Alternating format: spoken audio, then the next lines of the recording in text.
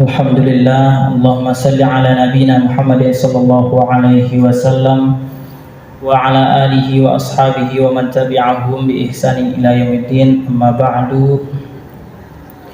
Marilah kita mensyukuri nikmat yang telah diberikan oleh Allah Subhanahu wa taala kepada kita, yang mana nikmat begitu banyak tersebut tidak bisa kita hitung saking banyaknya.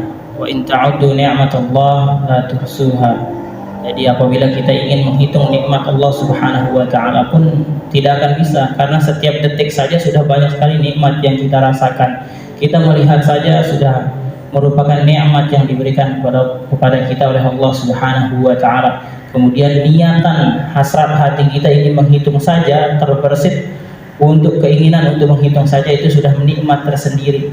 Kemudian seandainya kita menghitung sesuatu, baru kita menghitung saja, gerakan jari kita merupakan nikmat tersendiri, melihat lagi nikmat tersendiri, pikiran. Intinya setiap detik itu ada begitu banyak nikmat yang diberikan oleh Allah Subhanahu wa taala kepada kita.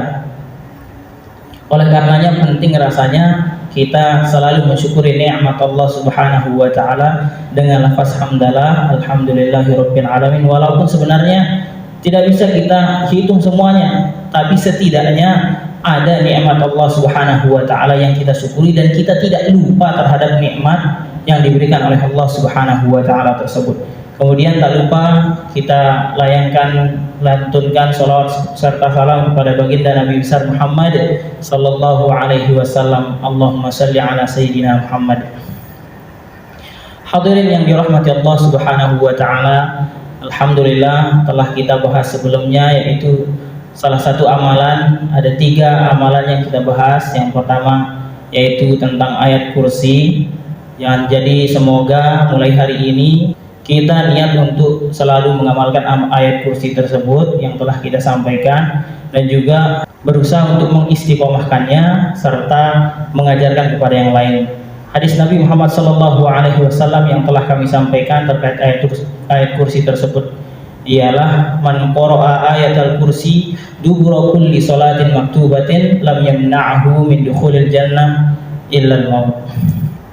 Yang artinya barang siapa yang membaca ayat kursi setiap setelah selesai sholat 5 waktu, maka tidak akan ada yang menghalanginya masuk surga kecuali kematian. Jadi ia belum masuk surga itu karena dia belum mati saja. Setelah mati insya Allah akan menjadi penghuni surga. Jadi semoga kita bisa amalkan dan juga 2 amalan lainnya. Pada kesempatan kali ini insya Allah kita akan membahas salah satu amalan yang perlu kita amalkan, terutama kita yang merasa bahwasanya telinga kita, badan kita, dan juga penglihatan kita masih seringkali terliput dengan kesalahan dan dosa. Amalan ini ialah amalan yang disunnahkan kita baca tiga kali, pagi hari dan sore hari, untuk memohon kepada Allah Subhanahu wa taala agar kita disehatkan, diselamatkan pandangan kita, tubuh kita, pendengaran kita, dan juga kita memohon kepada Allah Subhanahu wa taala agar kita terhindar dari kekufuran dan juga kefakiran, serta kita memohon kepada Allah Subhanahu wa taala agar kita dijauhkan dari siksa kubur. Amalan tersebut ialah Allahumma afini fi badani, Allahumma afini fi sam'i, Allahumma afini fi basari, la ilaha illa anta, Allahumma inni a'udzu bika minal kufri wal faqri wa a'udzu bika min adzabil qabri, la ilaha illa anta. Kita ulangi sekali lagi, Allahumma afini fi badani, Allahumma afini fi sam'i, Allahumma afini fi basari, la ilaha illa anta, Allahumma inni a'udzu bika minal kufri wal faqri wa a'udzu bika min adzabil qabri, la ilaha illa anta. Artinya adalah Allahumma afini, ya Allah selamatkanlah aku. Allahumma afini fi badani, ya Allah selamatkanlah badanku. Maksudnya selamatkan dari hal-hal yang tidak aku inginkan, baik itu berkaitan dengan hal keduniaan maupun akhirat. Contohnya kalau keduniaan mungkin sakit badan kita atau apa berkaitan dengan akhirat, yaitu tentang maksiat. Kita memohon kepada Allah Subhanahu wa taala agar badan kita tidak melakukan maksiat. Jadi di dalam doa ini kita memohon kepada Allah Subhanahu wa taala agar badan kita selamat, baik itu selamat dunia maupun selamat akhirat. Kemudian Allahumma afini fi badani, Allahumma afini fi sam'i. Kita memohon kepada Allah Subhanahu wa taala keselamatan terhadap sam'i, pendengaran kita. Kita memohon kepada Allah Subhanahu wa taala agar pendengaran kita selamat. Sama seperti tadi, baik itu keduniaan maupun akhirat. Kemudian kita memohon kepada Allah Subhanahu wa taala, Allahumma afini fi basari. Jadi kita memohon kepada Allah Subhanahu wa taala agar selamat penglihatan kita, baik itu dunia maupun akhirat, baik itu yang berdampak di dunia maupun di akhirat nanti. Maksudnya berdampak di dunia mungkin kehidupan sosial kita dan lain sebagainya, atau mungkin penglihatan kita kurang bagus dan lain sebagainya. Lalu bagaimana dengan akhirat? Seperti yang kita ketahui, zaman sekarang kita buka HP di sana sini bertebaran aurat, na'udzubillah. Semoga kita selalu mendapat hidayahnya dan serta taufik dari Allah Subhanahu wa taala sehingga kita bisa terhindar dari hal-hal tersebut. Itu salah satunya, penglihatan yang tentunya tidak diridhoi oleh Allah Subhanahu wa taala.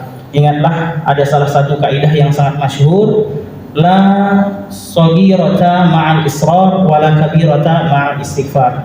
Artinya la saghirata ma'al israr, tidak ada dosa kecil ma'al israr apabila dia dilakukan terus-menerus. Jadi kalau seandainya ada dosa kecil, misalkan ada dosa dari penglihatan kita kecil, namun kita lakukan terus-menerus, maka dia tidak akan menjadi kecil, dia akan menjadi dosa besar.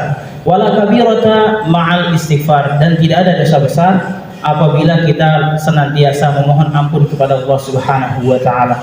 Jadi termasuk tadi pandangan ini, kita tidak tahu apakah dia termasuk dosa kecil atau dosa besar. Namun seringkali menjadi hal yang sepele. Oleh karenanya kita senantiasa harus terus belajar, harus terus mendengarkan nasihat agar ya masuk ke dalam hati kita. Kita selalu introspeksi diri agar kita tidak menyepelekan hal-hal kecil.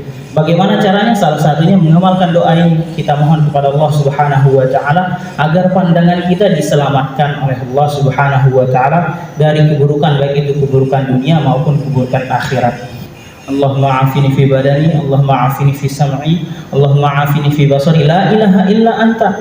Tiada Tuhan yang berhak disembah melainkan Engkau. Allahumma inni a'udzu bika minal kufri wal faqri. Kemudian kita memohon kepada Allah Subhanahu wa taala agar kita terlindung dari kufri wal faqri. Kita memohon perlindungan dari kufur, kekufuran, karena tentu kekufuran banyak menyebar di sana sini. Kita memohon kepada Allah Subhanahu wa taala agar tidak termasuk orang yang kufur.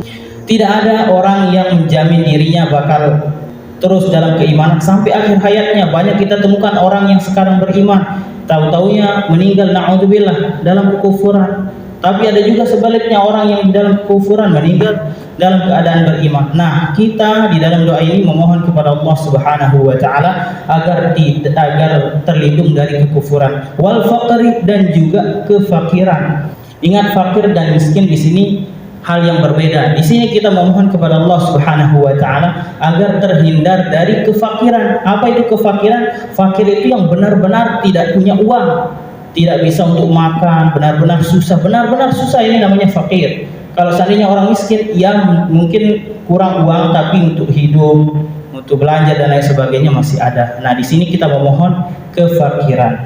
Allahumma inni a'udzubika minal kufri wal faqri wa a'udzubika min 'adzabil qabri. Dan kita memohon kepada Allah Subhanahu wa taala, wa a'udzubika, dan aku memohon perlindungan kepadamu, min 'adzabil qabri, dari azab kubur. Kita ingat bahwasanya azab kubur ialah azab yang pedih. Sekeras apapun kita menghayalkan azab kubur, tidak akan masuk di dalam kepala kita, tidak akan terbesit di dalam pikiran kita bagaimana azab kubur tersebut.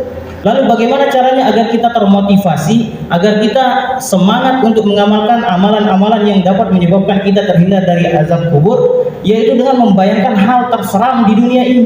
Dan kita harus ingat, hal terseram di dunia ini tidak ada bandingannya dengan hal yang paling tidak seram di dalam kubur.